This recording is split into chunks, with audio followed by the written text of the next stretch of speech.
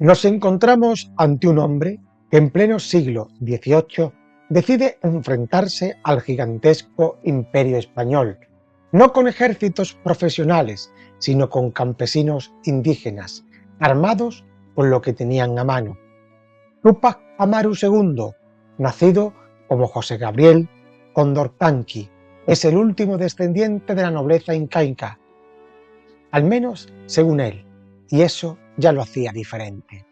Nació en Surimana, en el Virreinato del Perú, en una época de profunda desigualdad. Educado en colegios jesuitas, supo leer, escribir y, sobre todo, entender la opresión bajo la que vivía su pueblo.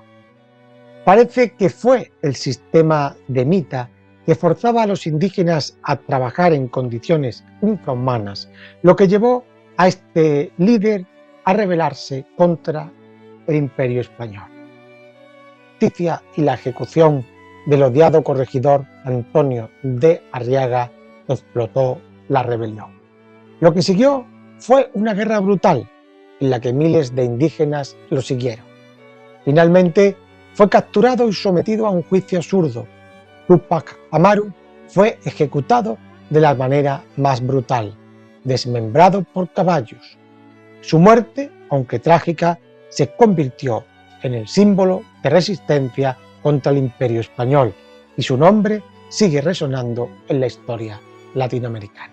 Vamos a ver algunos hechos de su vida para acercarnos al personaje.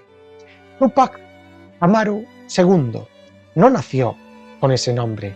Como hemos dicho, era José Gabriel Condorcanqui, pero decidió cambiar su nombre por el de su antepasado, el último inca rebelde, Túpac Amaru I, quien también fue ejecutado por los españoles. Lo curioso es que este cambio de nombre fue como colocarse una armadura, un símbolo de la legitimidad que buscaba para su causa, como si la herencia inca pudiese protegerlo. Aunque se presentaba como el gran líder indígena, Túpac Amaru II recibió una educación privilegiada, más cercana a la de un joven criollo que a la de un campesino indígena. Fue educado en el Colegio San Francisco de Borja, un prestigioso colegio jesuita, donde aprendió a hablar latín y estudió Derecho. Quizás en un universo paralelo, Túpac podría haber sido un jurista famoso, en vez de un revolucionario descabezado. Su ejecución fue un episodio tan trágico como surrealista.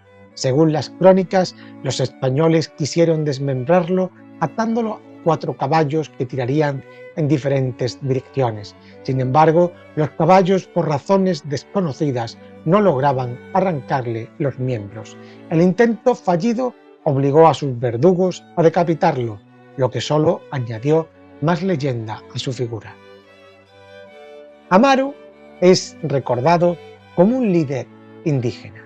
Lo cierto es que tenía una relación bastante tensa con la élite indígena. De hecho, los mayores apoyos provenían de los mestizos y criollos, quienes veían en él una figura más cercana a la modernización y no solo una vuelta al pasado incaico. Si Túpac Amaru hubiera tenido una cámara de cine, seguramente hubiera filmado la ejecución de Arriaga. En un acto dramático, decidió ejecutar al odiado español en una plaza pública, para que todos vieran y entendieran el mensaje. Era una performance, un gesto de poder, pero también un acto simbólico destinado a propagarse como la pólvora. A pesar de su rebeldía feroz, Túpac Amaru era increíblemente meticuloso con la burocracia. Documentaba cuidadosamente los abusos del sistema colonial, redactaba cartas legales y hasta consultaba abogados sobre los procedimientos más efectivos para desafiar a la corona. Algunos lo veían como un guerrero, otros como un abogado obsesionado con los tecnicismos. Túpac Amaru no se vestía como un campesino.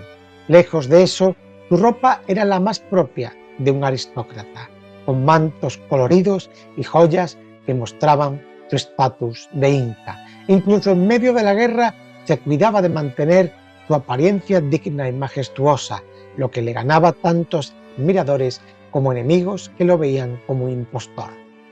Una de las habilidades más notables de Túpac Amaru II era su capacidad para dar discursos largos, complejos y apasionados.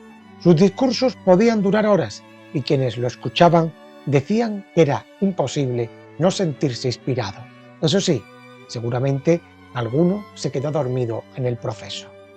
Durante su rebelión, no solo se veía a sí mismo como un líder militar, sino como una figura religiosa, casi mística. Proclamó la restauración del Tahuantinsuyo, el imperio inca, y realizó ceremonias que mezclaban el catolicismo con las creencias andinas. Se autoproclamó el verdadero rey de las tierras andinas, lo cual, considerando el poder de la Iglesia y la corona, fue como declarar guerra a dos frentes. Uno de los aspectos más irónicos de su vida es que fue traicionado por su propia gente, parece que por su cuñado. Después de un intento fallido de expandir la rebelión, algunos de sus propios seguidores lo entregaron a los españoles, lo que le permitió a sus enemigos capturarlo sin tener que ganar la batalla en el campo. Durante su rebelión, Túpac Amaru II intentó expandir su movimiento por todo el virreinato, pero las comunicaciones en ese entonces eran un desastre.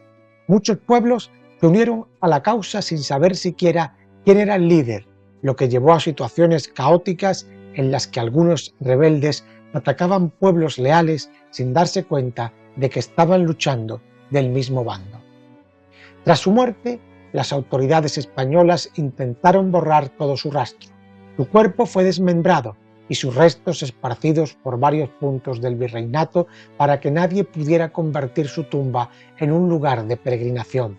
No obstante, las leyendas locales dicen que algunos de sus restos fueron escondidos por sus seguidores y hoy muchos historiadores sueñan con encontrarlos.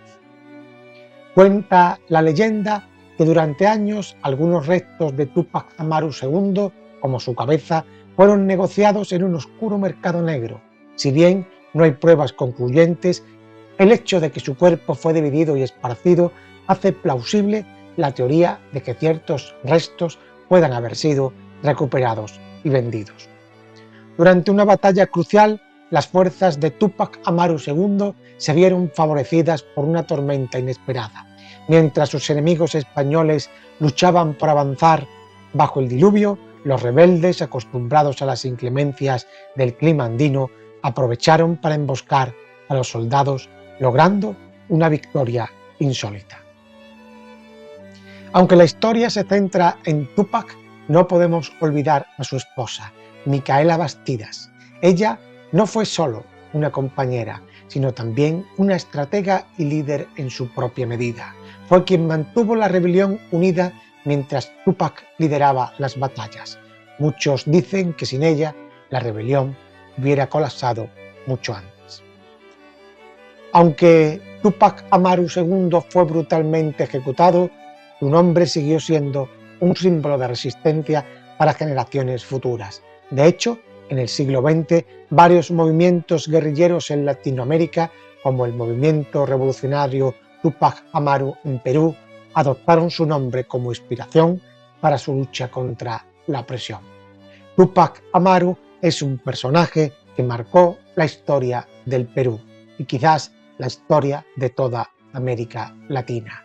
Un líder que supo combinar la astucia política con la fuerza del mito, dejando un legado que aún resuena en las montañas andinas, aunque él en vida no lograra vencer a los españoles. Pues hasta aquí nuestro repaso a la historia de hoy. Ya sabes, si te ha gustado, déjanos un like, suscríbete a nuestro canal, comenta y comparte.